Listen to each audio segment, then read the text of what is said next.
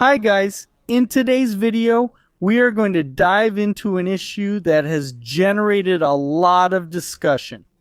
What happens when the government decides to change the rules of the game for giants like the iPhone and Uber? We are certainly facing a major transformation that could redefine the future of work and delivery services in Brazil. Let's talk about this together. Before continuing, remember to subscribe to the channel and like the video to stay updated.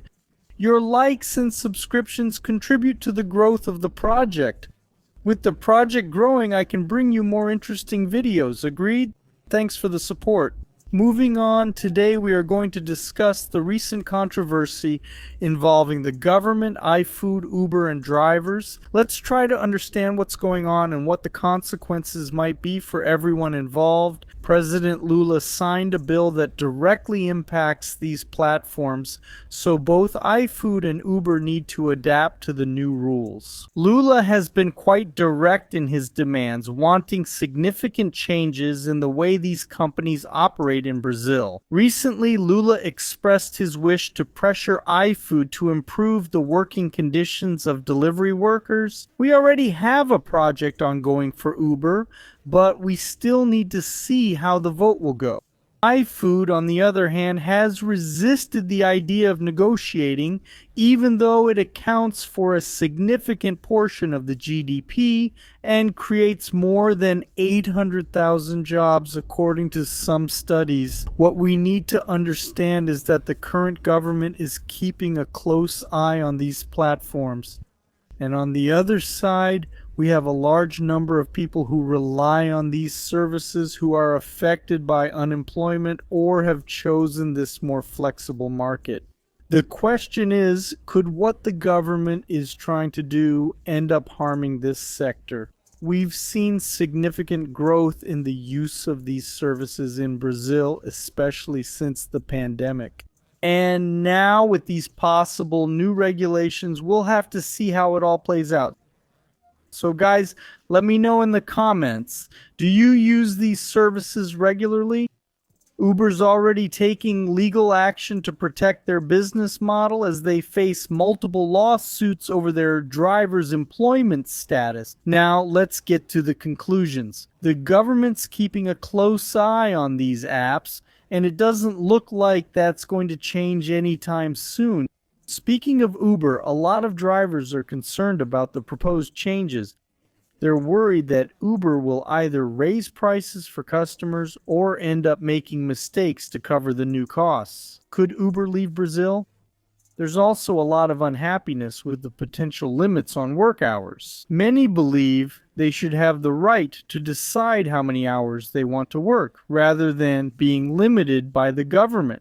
This is a complex issue, and it seems like we're going to have a lot of discussions ahead.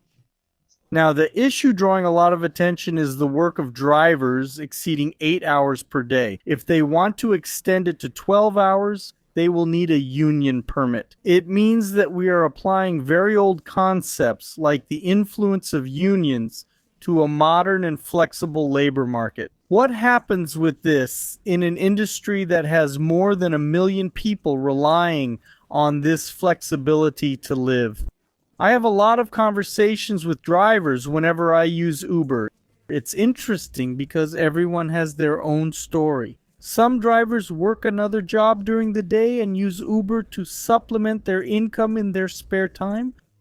Others are studying for a competitive exam or college and find Uber a way to better organize their schedules. I spoke to one who was very satisfied, started on UberX, and is now on Uber Black, earning a good monthly income. These people value the flexibility they have today and don't want changes that limit their earnings or schedules. It seems that with the new rules, drivers may end up earning less. This has made many of them quite worried. The bill is ready to be voted on, and in my view, may not be advantageous to them. Uber, it seems, has already found middle ground with the government and will pass the additional costs on to drivers.